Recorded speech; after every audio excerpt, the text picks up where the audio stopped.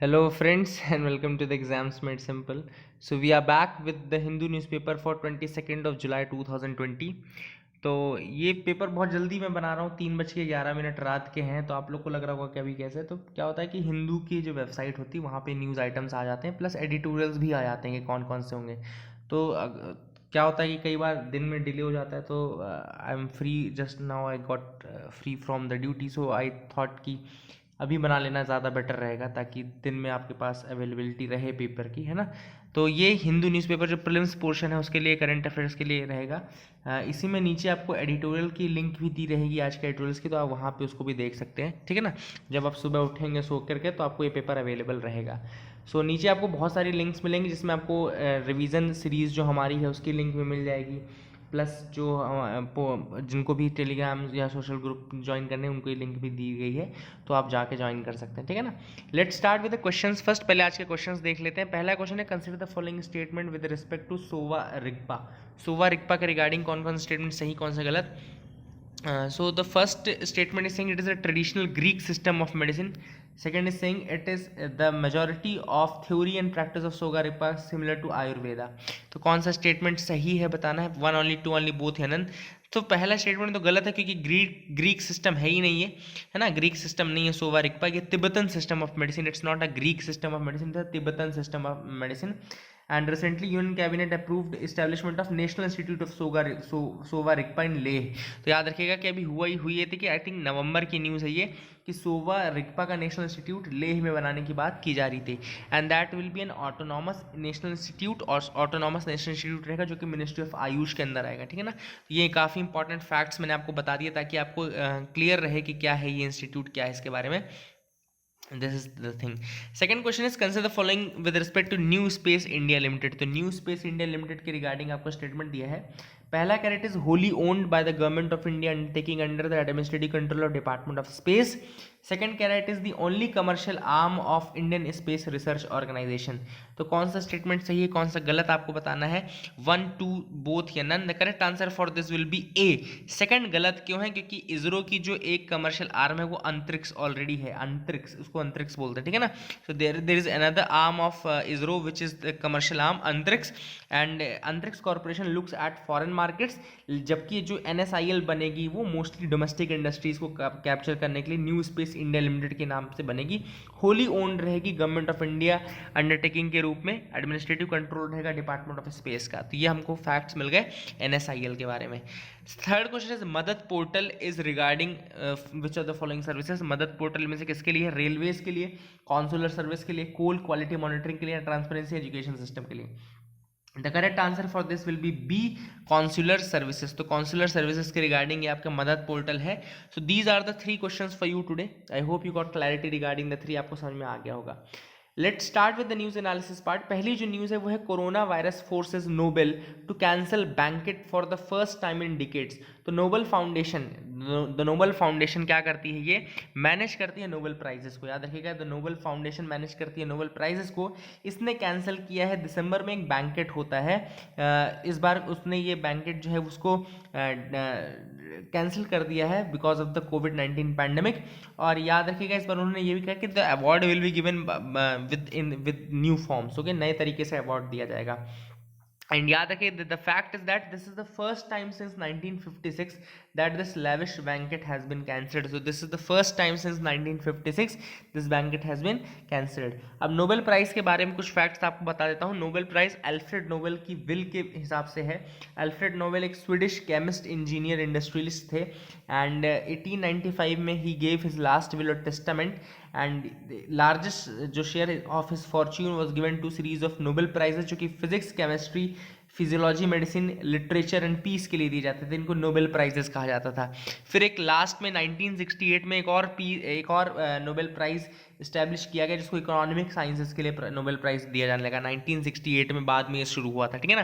तो अगर आपसे कोई पूछे कि कौन सा एक नोबेल प्राइज बाद में देना शुरू किया गया था, तो 1968 में इकोनॉमिक्स का देना शुरू किया गया था। अदरवाइज स्टार्टिंग में उनके विल में यही 5 थे, फिजिक्स, केमिस्ट्री के, थर्ड था फिजियोलॉजी, मेडिसिन के, चौथा था लिटरेचर का, पांचवा था पीस का, सिक्स्थ जो है इकोनॉमिक्स का 1968 में देने को किया गया था। नोबेल प्राइज में एक नोबेल मेडल रहता है, एक डिप्लोमा रहता है, and document of confirming the prize amount, ठीक है ना।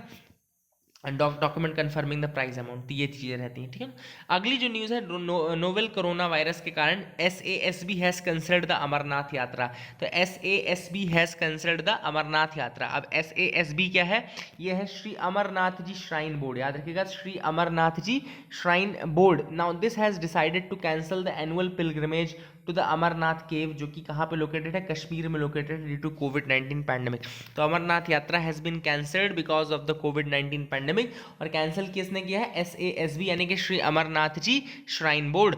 अब श्री अमरनाथ जी श्राइन बोर्ड है क्या, दिस इज दो आपका जो अमरनाथ यात्रा का जो अमरनाथ श्राइन है वो मैनेज होता है by Shri Amarnath ji shrine board द्वारा, ठीक है ना। And Shri Amarnath ji shrine board was constituted by an act of Jammu and Kashmir state legislature in 2000 में Jammu and Kashmir state legislature के एक एक्ट के थ्रू इसको लाया गया था।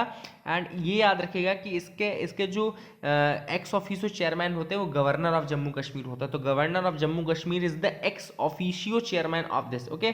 तो ये काफ़ी इंपॉर्टेंट है, ये काफ़ी इंपॉर्टेंट है, ठीक है ना। तो ये आप भूलना नहीं कि जो एक्स ऑफिशियो चेयरमैन होता है वो जम्मू एंड कश्मीर का गवर्नर होता है, ठीक है ना। तो SASB Shri Amarnath ji shrine board इसे बोलते हैं, and it is responsible for management of the Amarnath Yatra, upgradation facilities of holy pilgrims, and इसके सारे मैटर्स रिलेटेड है। अब एक इंटरव्यू आएगा कल के पेपर में, आप देखोगे NSF का जो डायरेक्टर है, NSF के डायरेक्टर का इंटरव्यू आएगा। तो NSF है क्या, NSF है national science foundation.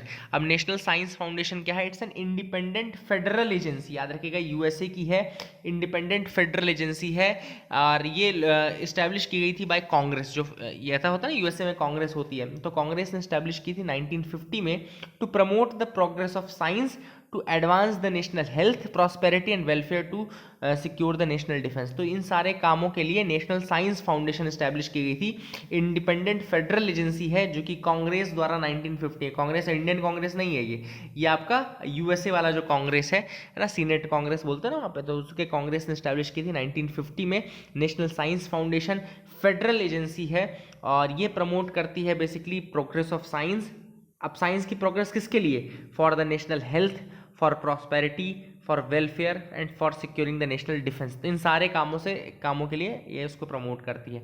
NSF is vital because it support basic research and people to create knowledge that transforms the future, जैसे कि बेसिकली US इकोनॉमी के लिए, नेशनल सिक्योरिटी के लिए, advances knowledge to sustain the global leadership, ये सारी चीज़ों में NSF उनकी मदद करती है। अब एक बहुत अच्छी न्यूज़ आई थी इंडिया और USA के बीच में एक लिमिटेड ट्रेड डील के बारे में, ठीक है ना, पीयूष गोयल जिसने कि अभी इसमें हामी भरी है। तो अब हम पहले इंडिया और USA के रिलेशंस को दो एस्पेक्ट में देखने की कोशिश करेंगे कि एक इंडिया क्या चाहता है और दूसरा USA क्या चाहता है। तो पहले हम देखते हैं इंडिया क्या चाहता है। तो India wants US to restore its US preferential trading system, generalise system of preference. तो इंडिया चाहता है कि US जो है वो जनरलाइज सिस्टम ऑफ प्रेफरेंस को दोबारा से रिस्टोर कर दे इंडिया के लिए। जनरलाइज सिस्टम ऑफ प्रेफरेंस पहले ही बताया मैं, ट्रेड एक्ट 1974 USA का है, उसके अंतर्गत स्टार्ट किया गया था, और इसमें वो ड्यूटी फ्री बेसिकली इंपोर्ट करते हैं, ड्यूटी फ्री इंपोर्ट करते हैं कुछ आइटम्स का, जिसका फ़ायदा इंडिया को 1976 से मिल रहा था। लेकिन रिसेंटली USA ने इंडिया को GSP से बाहर कर दिया। दूसरी चीज़, इंडिया चाहता है कि डोनाल्ड ट्रंप जो स्टील एल्यूमिनियम में टैरिफ लगाते हैं उसको एंड कर दिया जाए, और इंडिया चाहता है कि मार्केट एक्सेस मिल जाए for some categories of Indian agriculture product and so forth. India चाहता है कि कुछ कैटेगरीज ऑफ प्रोडक्ट जो इंडिया के एग्रीकल्चर प्रोडक्ट है उनको मार्केट एंट्री नहीं मिली है USA में, तो वो एंट्री उसको मिल जाए। USA क्या चाहता है ना, USA concerns during the negotiation have included market access for American dairy and agricultural product। America के जो डेयरी एग्रीकल्चर प्रोडक्ट है उसको एंट्री चाहिए इंडिया में, मेडिकल प्रोडक्ट्स को भी एंट्री चाहिए। Then a cut in information and communication technology import tariff, ICT का जो इंपोर्ट टैरिफ है उसमें डिक्रीज चाहिए।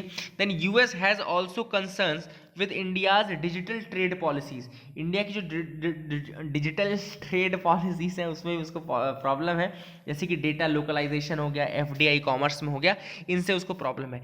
एक और चीज़ आपको बताता हूँ, डेटा लोकलाइजेशन क्या होता है। डेटा लोकलाइजेशन क्या ये होता है कि जैसे मान लो फेसबुक काम कर रहा है इंडिया में, बस फेसबुक इंडियन कंपनी तो नहीं है। तो ये डेटा लोकलाइजेशन कहता है कि आपको एक कॉपी जो पूरे डेटा की जो कॉपी आप अपने सर्वर में मेंटेन करते हो, सेम वही कॉपी आपको इंडिया में भी लोकली भी मेंटेन करके रखनी पड़ेगी, और गवर्नमेंट को जो जरूरत पड़ेगी तो आपको उनको देनी पड़ेगी। इससे होता क्या है कि जो उनकी कंपनीज है, फॉरेन कंपनीज है, उनको बहुत ज़्यादा खर्चा पड़ जाता है, खर्चा क्योंकि सर्वर मेंटेन करना पड़ेगा, इतना स्पेस लेना पड़ेगा, और ये बहुत ज़्यादा उनके लिए प्रॉब्लमैटिक है। ये डेटा लोकलाइजेशन होता है।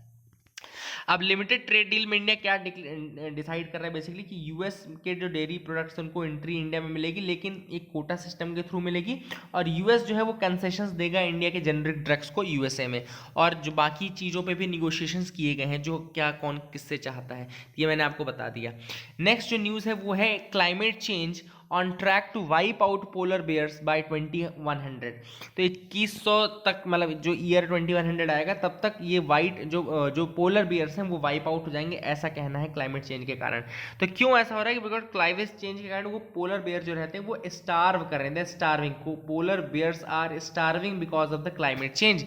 अब हो क्या रहा है कि जैसे देखो, because of the temperature rise, जो टेम्परेचर इंक्रीज हो रहा है, इस कारण से जो बर्फ है वो बहुत जल्दी पिघल रही है ना, बर्फ पिघल रही है, इस कारण से हो रहा कह रहा है कि जो टाइम पीरियड मिलता है, जो टाइम पीरियड मिलता है बेयर्स को इन ऑर्डर टू किल दो सील्स एंड ऑल, जो सील्स हैं उनको यूज़ करना, तो वो बहुत कम टाइम पीरियड मिलता है उनको। तो बेयर्स जो है प्रॉपर हंटिंग नहीं कर पा रहे हैं सील्स के, उनका खाना जो है वो मिल नहीं पा रहा है। And in some regions they have already caught in the vicious downward spiral where there is a shrinking sea ice जो है श्रिंक हो रही है, plus there are approximately 25,000 ursus मैरिटिमस बोलते हैं, ये एक इंपॉर्टेंट टर्म यहाँ पे आया था, यूरस या उरूज मैरिटिमस, ये पोलर बेयर के लिए कहा जाता है। There are only 25,000 ursus maritimus left today, and जो चैलेंज है बेसिकली वो ये है कि उनके पास फूड नहीं, उनका वेट बहुत घटता जा रहा है और सर्वाइव नहीं कर सकते, इतनी ज़्यादा ठंडी या ऐसी सिचुएशंस को, आर्कटिक टाइप सिचुएशंस को सर्वाइव नहीं कर पाएंगे, ठीक है ना। The challenge to their survival has long been understood, but जो नई स्टडी है building on pioneer work of Amstrup, ठीक है, याद रखिएगा एम्स्ट्रप, ये नाम याद रखिएगा, ये एक डिकेड पहले उन्होंने बताया था। Basically he was first to put the timeline on the likely demise, 2100 तक ये खत्म हो जाएंगे। ये लाइकली डिमाइस के बारे में जो डेट, ये टाइमिंग है, ये एम्स्ट्रप ने ही इसको सेटअप किया था, तो इसको याद रखिएगा, ठीक है ना। अगली जो न्यूज़ है वो है सर्ट इन के रिगार्डिंग। सर्ट इन क्या होता है? सर्ट इन होता है कंप्यूटर इमरजेंसी रिस्पांस टीम, इसको सर्ट इन इंडिया बोलते हैं, IN का मतलब होता है इंडिया, तो computer emergency response team India.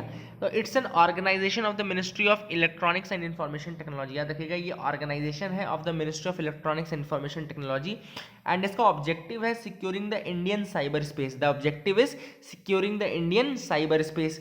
It is the nodal agency which deals with cyber security threats like hacking and phishing. एक नोडल एजेंसी है, नॉट नोबल, जो कि डील करती है साइबर सिक्योरिटी से, थ्रेट्स से like hacking and phishing. Then it collects, analyses and dismisses information on cyber incidents and also issues alerts on cyber security incidents, याद रखेगा। तो ये इशूज भी अलर्ट करता है, एनालाइज करता है, डिसेमिनेट करता है इन्फॉर्मेशन को ऑन साइबर इंसिडेंट्स, अगर ऐसे कोई होते हैं तो। It provides incident prevention and response services as well as security quality management services, security quality management services भी ये प्रोवाइड करता है। तो these are the things which are done by this CERT In. So I hope you got clarity regarding these news items and आपको कुछ सीखने को मिला होगा। सबसे पहले हम स्टार्ट रिवीजन देख लेते हैं। हमने क्वेश्चंस में सोवा रिगपा इंस्टीट्यूट के बारे में जाना, जो कि लेह में बनने वाला है। इसके बाद हमने सोवा रिगपा जाना कि ये एक बेसिकली तिब्बतन सिस्टम है मेडिसिन का, तो ये सब चीज़ें हमने जानी। फिर हमने NSIL के बारे में जानी, जो कि इंडियन डोमेस्टिक मार्केट को कैप्चर करने के लिए कमर्शियल आर्म बनाई गई है। अंतरिक्ष हम जानते हैं इसरो की सेकंड कमर्शियल आर्म है, जो कि ऑलरेडी काम कर रही है फॉरेन मार्केट्स को कैप्चर करने के लिए। मदद पोर्टल के बारे में हमने जाना। दैन इसके बाद हमने जाना कि कोरोना वायरस ने किस तरीके से नोबेल बैंकेट को कैंसिल करा दिया है पहली बार 1956 के बाद। फिर हमने नोबेल प्राइजेस के बारे में जाना, SASB के बारे में जाना, श्री अमरनाथ जी श्राइन बोर्ड के बारे में जाना, और NSF यानी कि नेशनल साइंस फाउंडेशन के बारे में जाना। देन इंडिया और USA के बीच में जो लिमिटेड ट्रेड डील है उसके बारे में जाना, what India wants what USA wants, ये जाना। क्लाइमेट चेंज के कारण जो पोलर बेयर हैं they will wipe out by 2100, हमने ये देखा। एंड लास्ट फिर हमने सर्ट इन के बारे में जाना, computer emergency response team India के बारे में हमने जाना। So these were the important news items from today's the Hindu newspaper, है ना। इसके बाद जो आपको लिंक नीचे दी है उसमें एडिटोरियल्स की भी लिंक दी है, तो आप वहाँ से जाकर एडिटोरियल्स जरूर देख लीजिए, they will be very helpful for you. 3 editorial हमने डिस्कस किए आज, तो वो आपको वहाँ मिल जाएंगे। So that is it for the day. I hope you got clarity. Thank you and have a nice day.